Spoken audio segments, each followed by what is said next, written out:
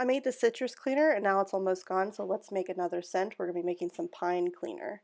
So the first thing I'm going to do is clip off a few little pieces off of a pine tree in my front yard. Doesn't have to be anything special, just make sure that it is fragrant. I'm looking for pieces that don't have any pine cone growth on them and making sure that the pine needles are very firmly attached. So I'm going to take those inside and rinse them off, give them a good shake, and then we're going to throw them in our jar. I'm just using an old pickle jar and I'm stuffing it with as many as I can get in there. And the more that you put in your jar, the more fragrant your cleaner is going to be. So now that we're full, we're going to top this off with white distilled vinegar all the way to the top and put a lid on it. So now this is going to sit for 2 weeks and then we are going to strain it.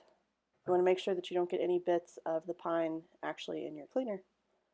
And it turned this beautiful peachy color. So there you have it. We have homemade pine cleaner. Thanks for watching.